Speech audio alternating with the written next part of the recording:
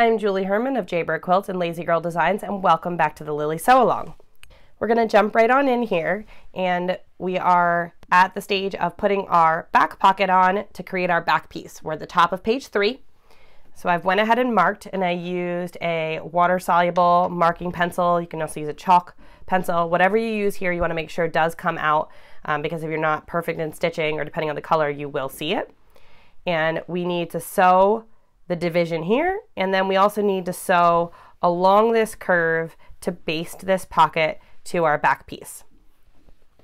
Now, it can seem intuitive to want to start here and then go down, but again, that thread nest that I've talked about can happen. So I prefer to start from the bottom or off the piece altogether.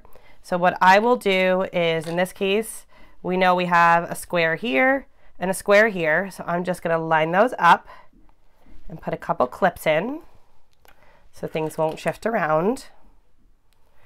And then we have excess here. That is intentional. We're going to trim that off. So I'm simply going to put my clip here. Okay. And I'm just going to begin off my piece and then sew up my line.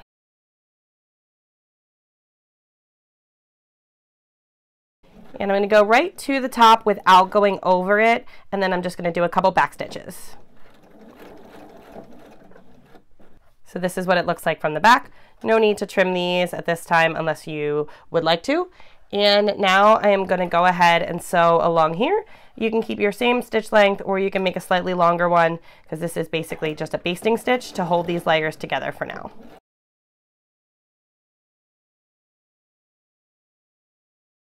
There we go. I sew it about 1/8 of an inch in.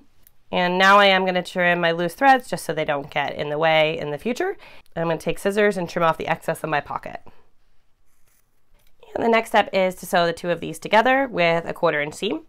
And if you are unsure where a 1/4 inch is, especially if you're using a walking foot and it doesn't have a 1/4 inch guide, I like to take a long ruler or any ruler and just mark a 1/4 inch on the back, just with a little bit of a pencil. And that just gives me a reference point so that I know exactly where I need to be. And if you're worried about your pocket moving when you do this seam, you can also baste that on as well, the way we basted around here before sewing this middle seam. So I'm just going to line these two up. You can clip them if you'd like. And I'm back to my standard 1/4 inch and my 2.5 stitch length. And I'm going to sew down the length of the piece. And I'm going to back stitch at both ends. And here's what we've got. And I'm going to go ahead and press this seam away from the pocket towards the left piece of the bag. I'll start by finger pressing, and then I'll head over to the iron. After you've given your back piece a good press, it's time to use it as a template to cut out your back lining. And your back lining is your one rectangle that has the fusible fleece to give it a little bit more body. So your two options here are you could trace around it on either side, or you can pin it to your lining and then use scissors to just cut around it to make a piece that is exactly the same size.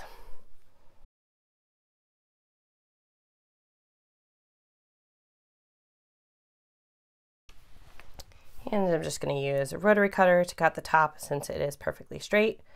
Make sure I am lined up so that I don't cut off any of my bag. And now, following the directions on the top of page 4, I'm going to go ahead and put my inside pocket onto my inside lining.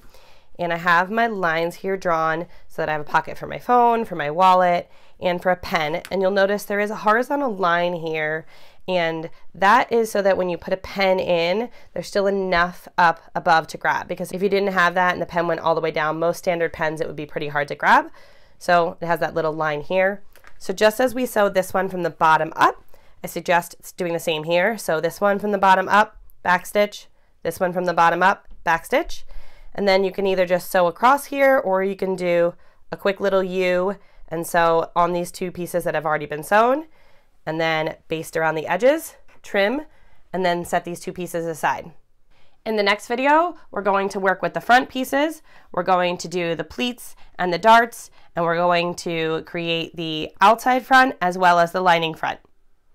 Please be sure to like this video and subscribe to the channel so you don't miss any of the videos in the sew along. If you haven't already signed up to receive the sew along emails, you can do that in the caption below. See you soon.